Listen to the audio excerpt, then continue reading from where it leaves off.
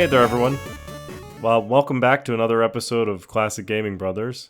I'm Seth. And I'm Zach. And we are the Classic Gaming Brothers. We are the Classic Gaming Brothers. That's right. All right, there we go. That's the podcast. I think we make that joke like every fourth episode. We say, all right, that's it. But yeah, welcome back to another episode. So I just wanted to once again thank Mike Case for joining us last episode. It was a lot of fun having him in the studio. Yeah, it was great. And hopefully he has made his way home successfully. I hope so too. Mike, if you're listening to this episode, thanks again for spending quite a bit of time with us and putting up with our shenanigans. We are not the most easiest people to deal with, but we have cleaned up the restroom in case anyone else visits us in the studios. Probably won't be likely, but you know. But since Mike left it in such a state. Can't go 2 episodes without making a poop joke. So we are recording this episode in the month of October, which is a designated spooky month. That's right. And we actually didn't get to record last October since this podcast started in December. So you're brilliant. I know. It's the reason why I get paid the big bucks. It's true.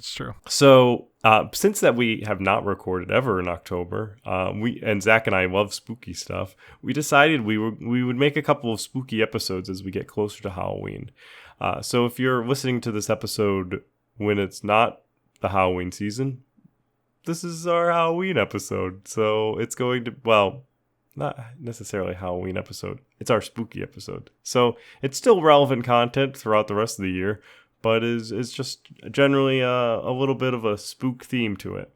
That's right. So before we get into the meat of the episode, why don't we catch up and then we can get into the actual meat, as it were. Absolutely. So Seth, what have you been playing? So recently, I actually have been playing Baldur's Gate 3, which is a game that has been developed and published by Larian Studios, who also did the Divinity Original Sin and Divinity Original Sin 2. I think it's got a tagline instead of a number, but it's the sequel. They got licensed by Wizards to work on a Baldur's Gate game, which they were very excited to work on, and they released the game on October 6th of 2020. Release is an interesting term. So the game is in early access, and it is decidedly in early access. So there are still plenty of bugs, and I've actually been sharing them with Zach as I venture through the Forgotten Realms again, where they are pretty interesting and sometimes humorous bugs. They're very funny sounding. They are very funny. Some bugs where lips don't talk, or models will go like T mode, which is where the model like defaults to its stock setting, and which is like a T where they have their arms out and they're like perfectly still. But they have really good. It's like they have a really good foundation of a game, which I think that they're going to really do well on expanding on it. I trust Larian as a studio, so I think that when they release the game out of early access, the game is going to be probably one of the best role-playing games. I would say probably one of the best role-playing games in this decade is what I'm going to say. Nice. And this is starting the decade. Well, let's say, because it's the beginning of the decade, let's say at least from 2010 to 2020, I think it's probably going to be... Oh, nice. It may be even better than, maybe even the best role-playing game in the decade going forward. It's at least game of the year. I'm slowly downgrading it as I go along. At least game of the year. It's got a big thumbs up from Seth. It's got a big thumbs up based on the content that they already have in it. They only have about 25 hours that's playable, which is only the first act of the game, which is going to be a 3-act game. So it's probably expecting to be 60 to 70 hours when it's fully released. Wow, okay. The game has a feeling, if you've ever played Dragon Age Origins, mushed in with Divinity Original Sin, which you're going to feel Divinity Original Sin because this is Larian. and that's their kind of shtick. Though it's definitely not as isometric as Divinity Original Sin. It's kind of zoomed in like Dragon Age Origins, where you see, or like Neverwinter Nights, where you're like a third person perspective versus an isometric perspective. And then it's very much a fifth edition D&D is throughout this game. So there is like dice rolls for everything. You may be in a dialogue with somebody and you have to persuade them, and a literal D20 will show up on the screen and it will roll. That's exciting. It'll have the difficulty that you're trying to overcome present, and you'll see it like count down, and then you'll get there. So I think that they're really, really doing a good job on incorporating things with the D&D rules. There are some things that feel more Divinity than D&D to me. One of the things that I'm just hung up on is that you need to have, it's a very specific thing, you need to have lock picks in order to pick locks, but they're consumable. So you may have a rogue that you're carrying, you're bringing this rogue around, but they need to have like lock picks to pick locks. I don't particularly like when consumables are tied to mechanics like lock picking. I feel like thieves' tools wouldn't just break every time you use them to try and open a door. Maybe Same with like trap disabling. Yeah, it's just kind of goes back to my issues with Breath of the Wild. Oh yeah, everything's disposable.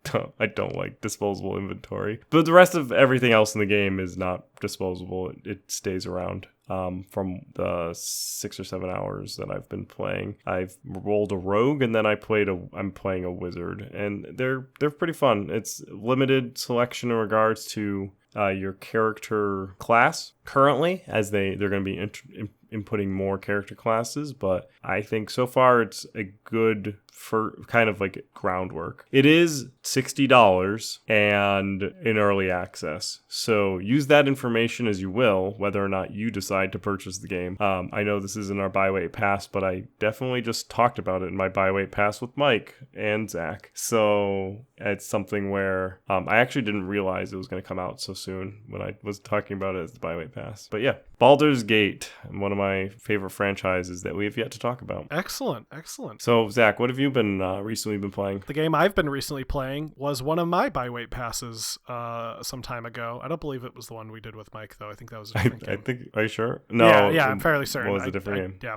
So the game I've been recently playing is Star Wars Squadrons, which released actually, as of recording this, just a few days ago, released in October of this year, 2020. So Star Wars Squadrons is a space combat game. It's also a flight sim set in the Star Wars universe. It was developed by Motive Studios, who previously collaborated with DICE on Star Wars Battlefront 2, and it's published by our best friends over at Electronic Arts.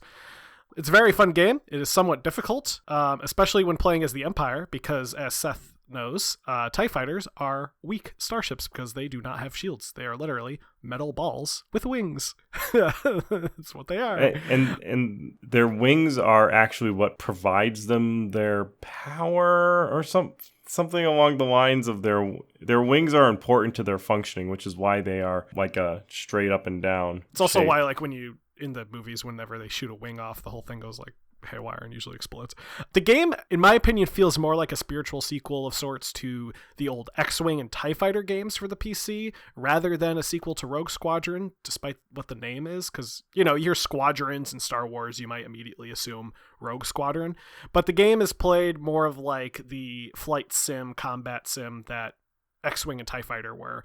And the game is also played entirely in the first person, and it is 100% playable in VR, which I highly recommend. I've played it a few times now with my PlayStation VR, and wow, it is good. It is very fun. So in VR, I actually got a sense of not head rush, but like a little bit of motion sickness, but it had nothing to do with the fact I was in VR. It was the fact that like I was in space and disoriented because my ship got turned around and I had to like reorient myself looking up and down. But it's cool to be like you're in the cockpit and you can kind of look up and use your visual scanning to see if any X-Wings or TIE fighters are bearing down on you.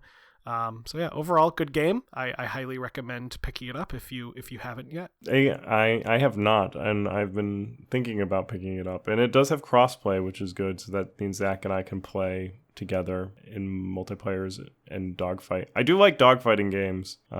I mean, that's why I don't hate XCOM Interceptor. And I really like the game Freelancer, which was really good, which one day we'll talk about. But this particular episode, we are not talking about Freelancer or XCOM Interceptor. Neither. We are going to be talking about urban legends in video games. Yeah. Specifically. I mean, it would be an interesting podcast if we talked about urban legends not in video games, but it wouldn't be on brand. No, so. it wouldn't be. We wouldn't be Classic Gaming Brothers. We would just be the Urban Legend Brothers. Ooh. Trademark. CG Brothers. Now, being this is spooky season and we're talking about urban legends, we do want to put in a little bit of a content warning go forward here. We do have especially one story that does cover some topics in regarding like suicide, and overall darker themes for this episode because it is a spooky urban legends episode. So listener discretion is advised. There we have it. So Zach, why don't we kick it off with memories about urban legends? Ooh. So these are going to be spooky urban legends generally, but why don't you take it away? Yeah, well, I mean, I guess a memory of an urban legend that I have isn't spooky at all. It was, growing up in school and such, I grew up in an age where it was kind of the new era of the internet. So a lot of rumors and stuff were popular on the internet. It was very easy to fake websites to make them look real or fake screenshots to make them look real. So a bunch of rumors I used to hear was about hidden characters or unlockable areas in games. One of my favorite rumors that I remember kind of believing for a bit until I, heard otherwise was that you can unlock Sonic the Hedgehog in Super Smash Bros. Melee, which was a GameCube game. Sonic, of course, wasn't introduced until Brawl for the Wii, so not totally far-fetched. And also Sonic was available on the GameCube with games like Sonic Adventure and Sonic Adventure 2 being ported, so it wasn't entirely out of the ordinary, but it obviously was not the case. Sonic is not in Melee. It was some clever photoshopping. But there was a rumor that you could play as Master Hand, who is the villain in Smash Brothers. He's the character that you have to fight at the very end of the adventure mode. He's this glove that attacks you.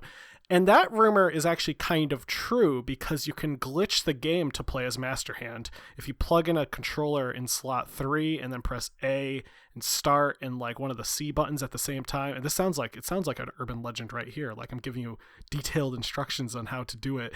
You also have to, I'm not making this up, you literally have to have your cursor in a specific part of the menu. It has to be on the player selection and the character name creator option at the same time when you click it. You could spawn in as Master Hand. I did do it once. I spent an entire afternoon attempting to replicate that, and I managed to get it a couple times to work. And one time I crashed my GameCube.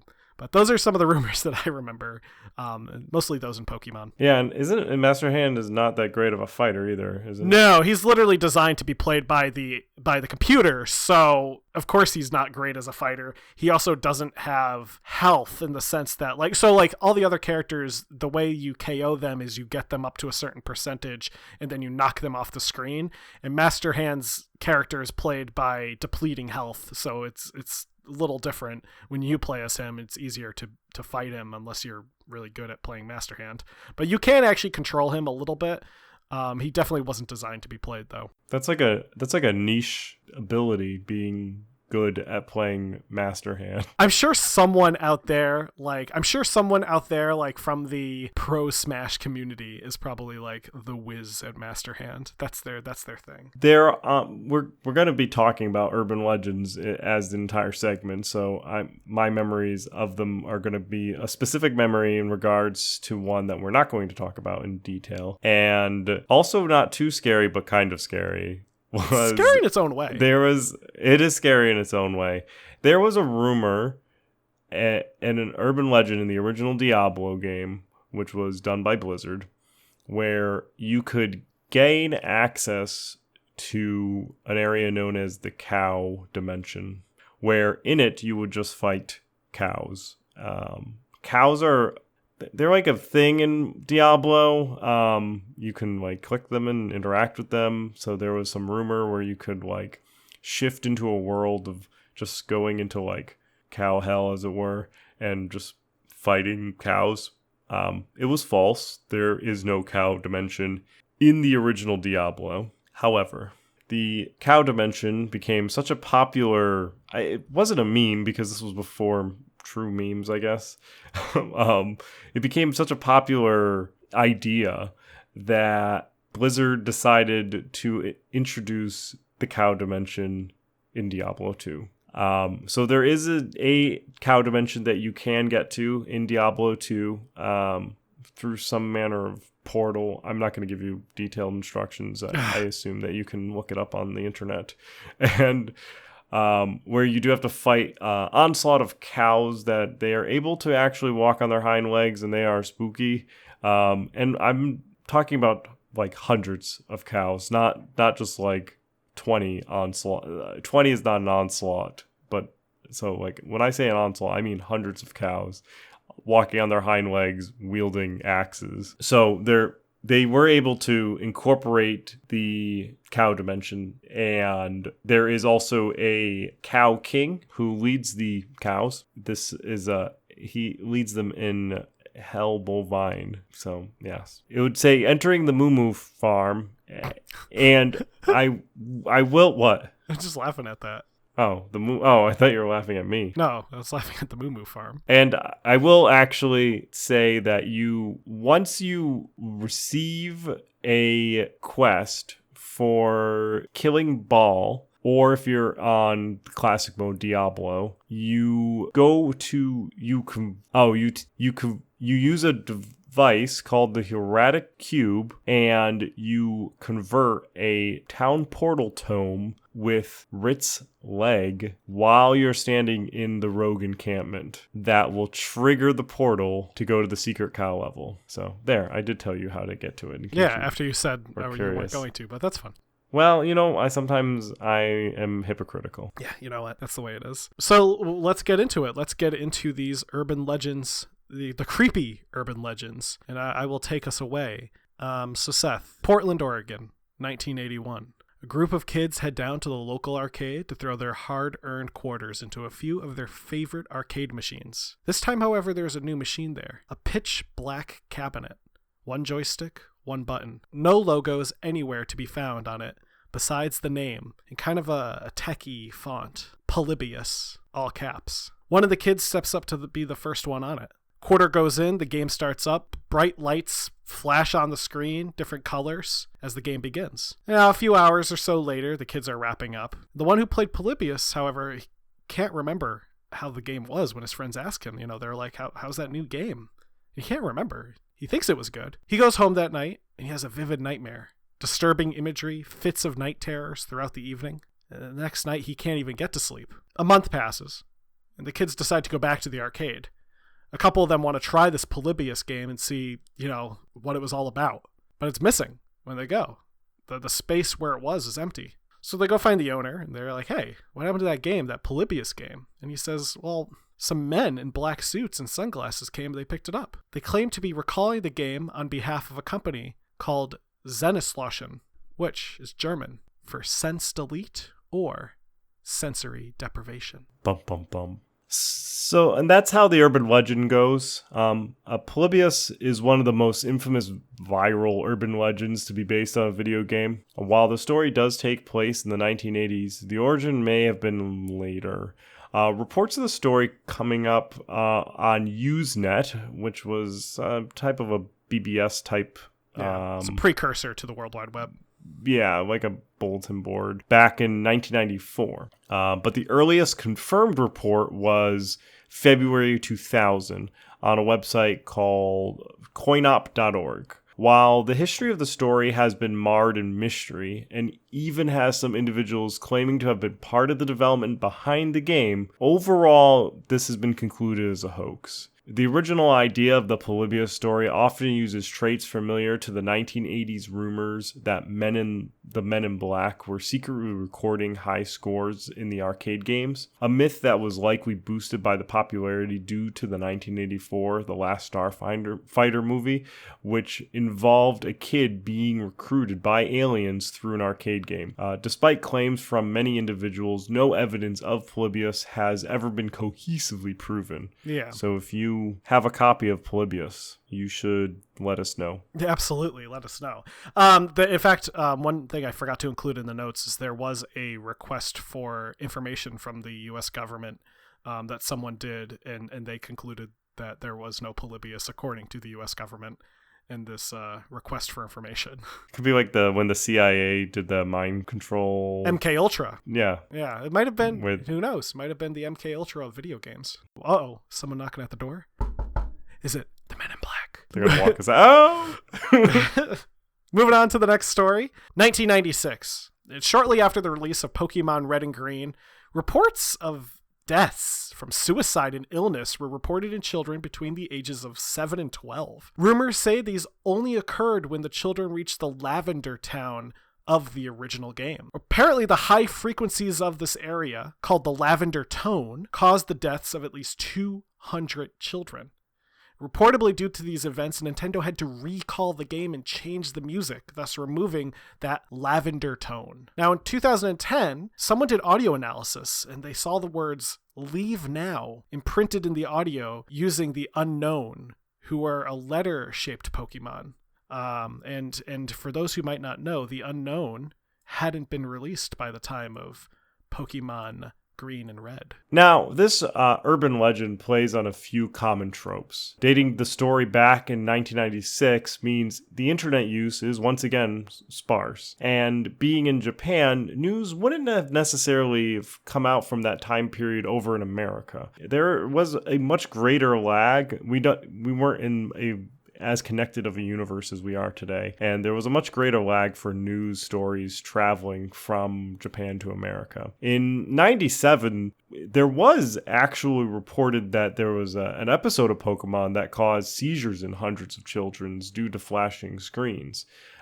Which is 100% like, yeah. That Pokemon was definitely cause for sometimes triggering of seizures. Yeah. It didn't help that Lavender Town had particularly creepy music and was actually altered before the English release. The original story can be traced back to 2010, there was a posting on pastebin.com that was posted anonymously. It may have had some earlier days on 4chan, which is a reputable source for information. Absolutely. As there have been zero reports of these events before 2010, it can be safely assumed that this is a false story. Nintendo's altering of the music can be assumed to have been done because the original audio was described as just harsh. Yeah. And they were trying to get it into another market, and sending a product that it got feedback that something was wrong or didn't feel right or was not as high quality as it could be is a perfect time to change it, so when you release it to the new market, they don't have similar feedback. Yeah, and the audio, you can actually find, ROMs of the original Pokemon Red and Green and listen to the original Lavender Town music, and it is a little harsher than the one we got here in America, but it's not going to make you sick or worse. It's just kind of spooky. Which the Lavender Town music is spooky. But it is the town filled with dead Pokemon. It is. Lavender Town itself is creepy. There's dead Pokemon, and I think you learn about Marowak there, not Marowak, the Cubone story I think you learn in Lavender Town, which is, Cubone wears the head of his dead mother, which is disturbing to say the least about a children's game. But if that Cubone gets involved in an accident while riding a bicycle, his mom will protect him. That's true. Look at that. Cubone is always protected. The next story is it's 2010, and a 4chan user, 4chan, named Alex. Reputable news source. Reputable news source. A 4chan user named Alex reported finding a copy of The Legend of Zelda Majora's Mask from an elderly individual online who was offering up a collection of N64 games. He described it as being a gray cartridge with Majora's Mask written on it in black marker. The old man gave Alex the copy for free, and as Alex left, he heard the person say, "Goodbye, Ben." Well, it was weird to Alex, but he didn't think much of it. And when he put the cartridge in at home and turned on the game, he noticed one of the save files was named Ben. So he assumes the old man may have been reminded of a family member, maybe his grandson. So Alex started a new file and named it Link, but noticed that the NPCs were referring to him as Ben. He decided he was going to delete the Ben file, and he originally wasn't planning to do this. He kind of wanted to preserve it, almost his memory of Ben, whoever Ben was. After he deleted it, the NPCs just stopped using any name. it was blank. So Alex, again, just kind of shrugged this off and assumed it was still a glitch. He spent some more time in the game and he attempted to perform what was called the fourth day glitch, which is something you can do in Majora's Mask. It exploits the time element that's used in the game and it effectively gives you a free day. So for those who haven't played Majora's Mask, the game takes place in 3 days, but you can reverse time. The fourth day glitch will give you a fourth day, kind of boost your longevity. Though when he did this, things got even more weird. Alex's game started to be bugged out. The version of the world he was in had mismatched textures, the music was playing backwards in some places, and occasionally Link's figure itself would bug out and would become twisted and distorted.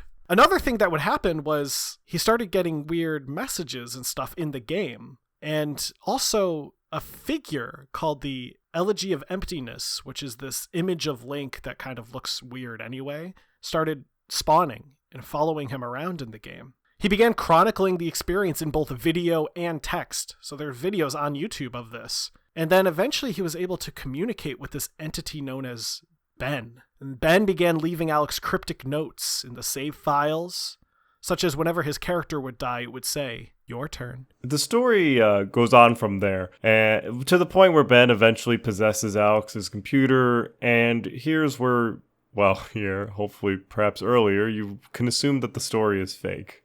In reality, the story was part of a larger ARG, which is an alternative reality game that spread to a forum tied to a fictional cult. Alex, the writer of the ARG game, eventually came out and said that the story was all fiction. It did have an element of truth to it, as he frequently did upload videos to corroborate the story, which is having documents or proof, essentially video proof, to make sure that the story is true, or to show you that it's true. Though he did eventually disclose that he made those videos using Game Shark cheats and exploits. Yeah. So he did have creepy video footage of the Zelda game acting out, but he did so using disruptive third-party software. Yeah. Which, even if somebody shows you corroborating evidence, you should always use your brain when looking at something. Anything, especially in this modern day of technology with deep fakes and all of that, it's very easy to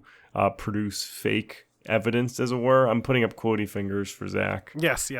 But always just use your brain and think about something. I believe in the theory of Occam's razor, especially when it comes to anything in regards to legends and urban legends and stuff like that. And this theory of Occam's razor is the simplest solution is often the correct one, or is the obvious, like the obvious and simplest solution is usually the correct one.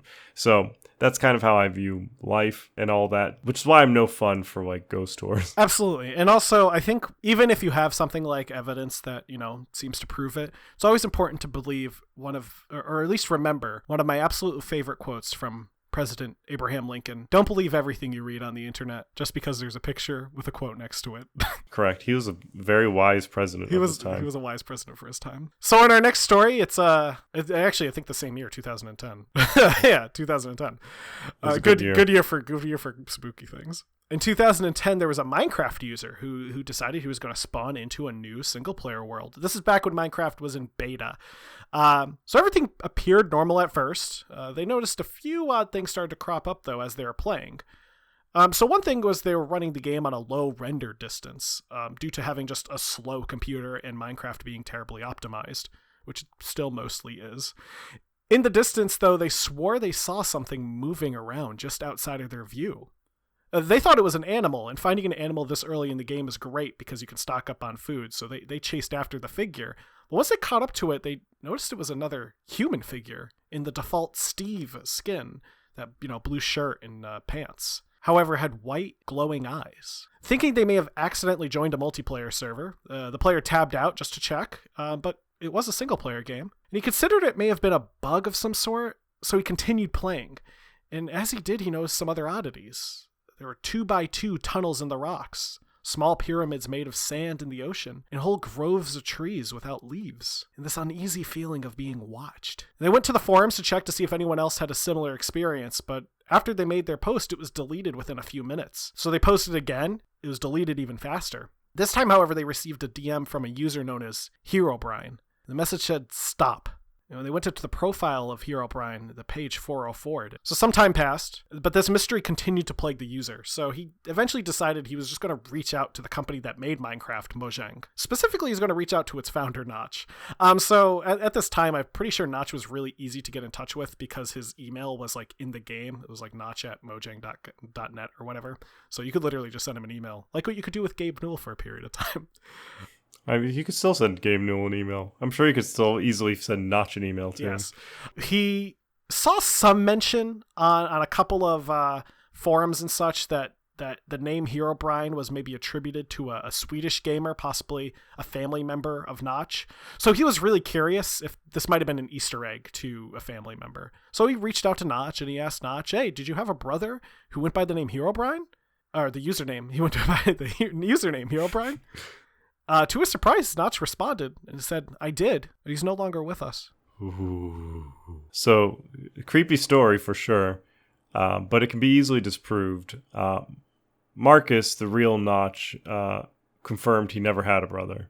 He has a half-brother, but that half-brother is still alive, and they've never met. The fans of creepypasta may speculate that this could be a cover-up, but further investigation of the earlier story reveals that the images are likely Photoshop, and due to their low quality, they appear slightly more legitimate. The story works well as an early Minecraft was plagued with bugs that could often cause odd items to generate randomly in the world. Also, as most Minecraft fans were young kids, they likely weren't playing on high-end rigs and would have to play with lower render distance, which all of this together tells a good story, but is not a factual story. So for this last story, I think this is really good because we have some stuff to go along with it. Now, this story was from a self-professed Sonic fan who received a mysterious CD from his friend. The CD was labeled Sonic.exe in black Sharpie. And along with the CD, there was an audio note on the CD. So we're going to play that for you right now. All right, let's get this in here.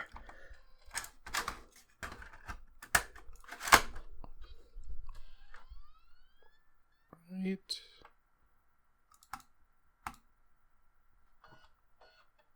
Tom, I can't take it anymore.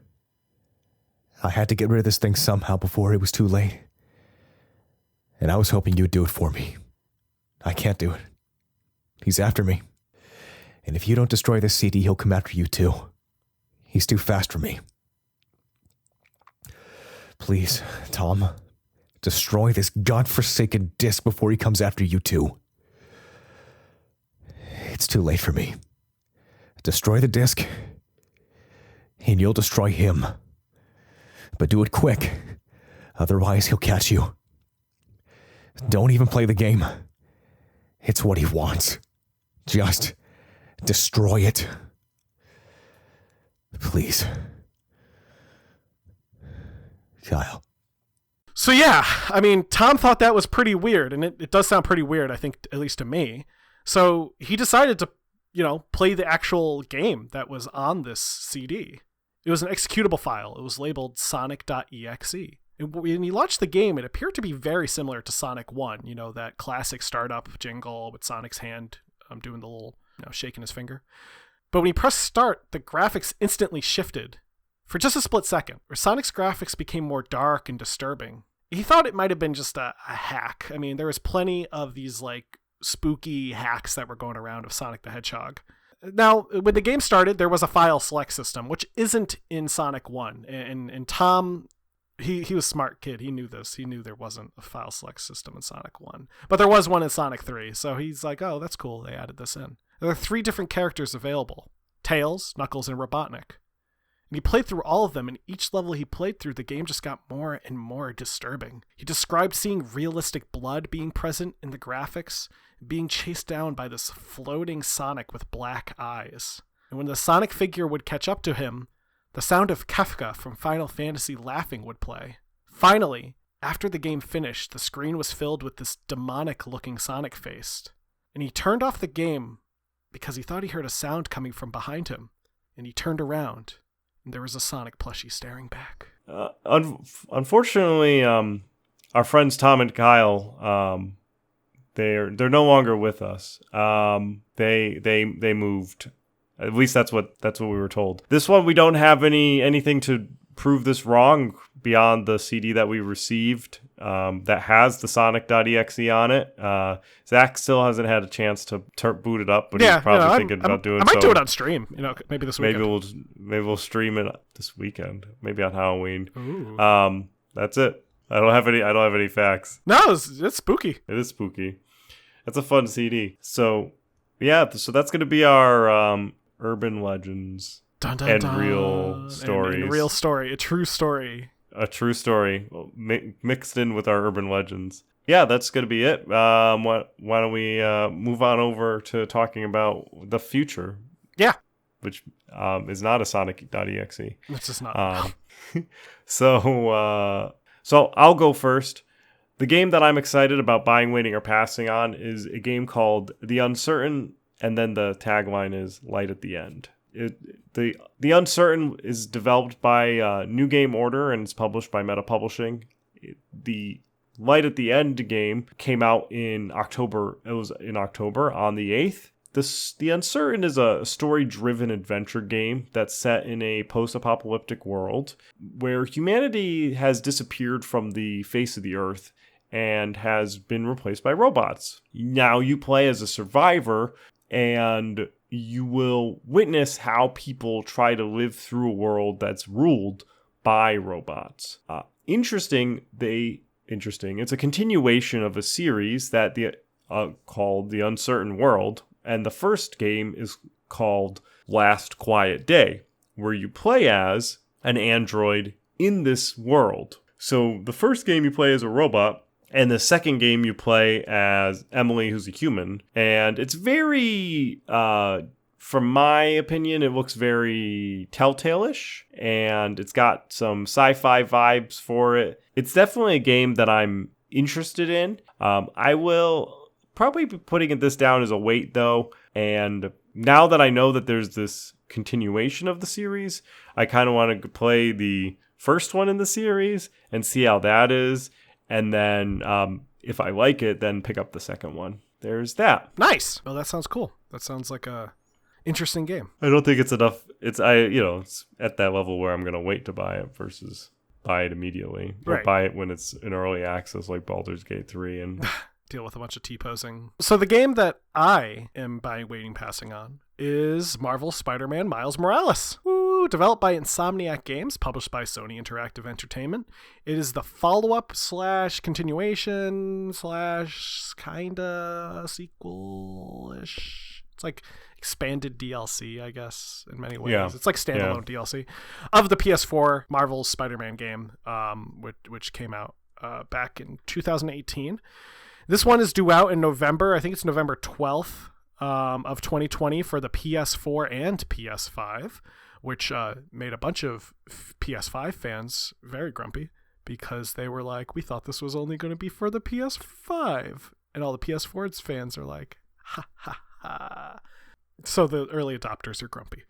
The game features Miles Morales, as the name implies, as he explores his newfound abilities after being bitten by a radioactive spider, much like his mentor, Peter Parker, who, spoiler alert, is Spider-Man. Overall, yeah, it looks great. I loved the first game. I've spent a lot of hours swinging around New York as Spider-Man. One of my favorite parts about the first game was the story with Peter. I think he was a great character, and the relationship he develops with Miles in that game I think was really fun, and I really wanted them to explore more on it.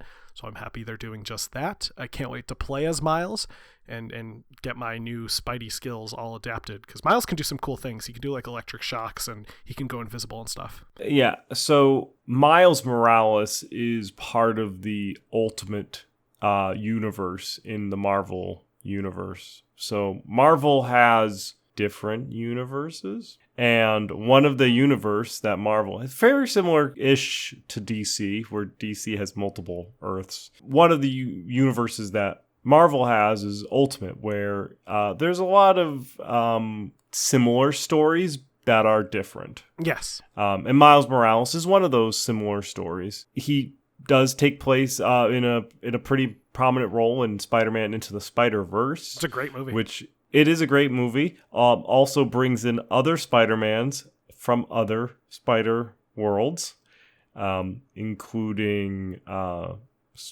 Spider-Gwen and was it Noir Spider-Man? Oh yeah, Spider-Man Noir. Spider-Man Noir. What's great is they in the Spider-Man Into the Spider-Verse, some of the Spider-Men that come from other universes have their own comic book lines, which is great. So then you can, if you want to read more Spider-Gwen, Miles Morales, or Spider-Man Noir, you can read that. Spider-Man Noir generally shoots his people, his enemies. He's also a detective. He's like Spider-Man if he was Batman. Good ideas. That is going to be it for our Urban Legend episode. We talked did I say if I was going to buy it? I'll probably buy it. Yeah, I love the Spider-Man game, so I'll probably buy Miles Morales. Yeah, it's one of those things. I bought the DLC for Spider-Man, so yeah, I'll get it. So that is Urban Legends. Spooky, scary skeletons send shivers down my spine. That was the episode. And if you're listening to this on Halloween because you wanted to hold off until Halloween to listen to it, then you might have a couple other spooky episodes that you need to listen to, but happy Halloween. Seth, do you want to tell our fans out there, our many fans, and maybe our first-time listeners, first-time listener, first-time buyer, I don't know, all the ways that they can reach out to us, all the ways that they can listen to us, and all the ways that they can support us? So you can listen to us through various podcasting apps. We should be on most of the podcasting apps, including the new Amazon one, because I think they have one. I mean, I know that they have one, and I know that we are on it. So when we are there. So you could go through and listen to whatever you choose to listen to us. You can also listen to us on our website, which is classicgamingbrothers.com. And on that website, beyond listening to us, you can also contact us. And you can go to the Contact Us form on the website, fill out the form, and it will send us an email. You can also just email us direct at classicgamingbrothers@gmail.com. You can also email Seth at classicgamingbrothers.com, Zach at classicgamingbrothers.com, classicgamingbrothers@classicgamingbrothers.com. However you would like to do it, they all go to the same email box. I'll read them, Zach will ignore them, and I will respond. Sometimes Zach does respond. If you get a Zach response, then you are golden. Sending us a response also will enter you into a possibility of winning a prize.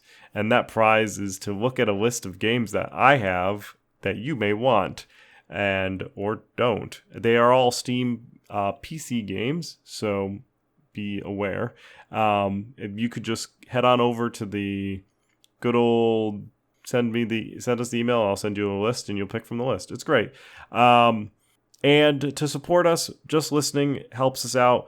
If you can, we'd appreciate if you could review us on whatever podcasting app that you listen to us on. Reviews help us be discoverable and help us be found, which is what we like to do because, I mean, who doesn't want to listen to two brothers talk about video games? It is a very specific niche genre, I give it that, but it's not like two brothers talking about the benefits of flatware. Or between like silverware and steel and stuff like that, like you're giving away our next podcast, Classic Flatware Brothers. So it's not that niche. But anyway, also you could support us by telling some friends. We always say tell 3 friends. If you want to tell more friends about us because you like us so much, we're not against that. We're not morally against you telling more people than 3 people. We may be ethically against it, but not morally. So tell friends, subscribe, share. You can follow us on all of our social media. Our Twitter is CG Brothers Pod, and then our Facebook and our Instagram and our Twitch are Classic Gaming Brothers. So Facebook's Classic Gaming Brothers, Instagram's Classic Gaming Brothers, Twitch is twitch.tv/Classic Gaming Brothers. Zach has a VS Classic Gaming Brothers. If you ever want to see him play Twitch games, sometimes he plays Twitch games. Our main account is Classic Gaming Brothers, and so sometimes he uses it as well if he wants to play games without me. We sometimes do not use Twitch for weeks, and sometimes we do it multiple days in a row. So we'll try to at least get one spooky game before the year is out, or at least October is out. One more spooky game. We did play a spooky game already. Yeah, we've played a few. we'll try and get a spooky game with some of our streamer friends together before the year's out. Absolutely. And also, if you want, you can go to the website. You could also buy merch from us. We have a t-shirt and the mug. It is the same t-shirt and mug that have been there since, I don't know, the episode that we launched it. We do have some ideas for new shirts and mugs. So, well, shirts. So the mug is actually pretty legit. I recommend if you want a t-shirt or a mug, you can buy that. You can also wait until we make new ones. Well, tell people to make new ones. I don't actually make shirts and mugs. So with that, I think I got everything. Zach, is there anything else? Don't play games like my brother. And don't play games like my brother. I've been Zach. And I've been Seth. And we've been the Spooky Gaming Brothers. No, that's wrong. We've been the Classic Gaming Brothers. Yeah, you got it.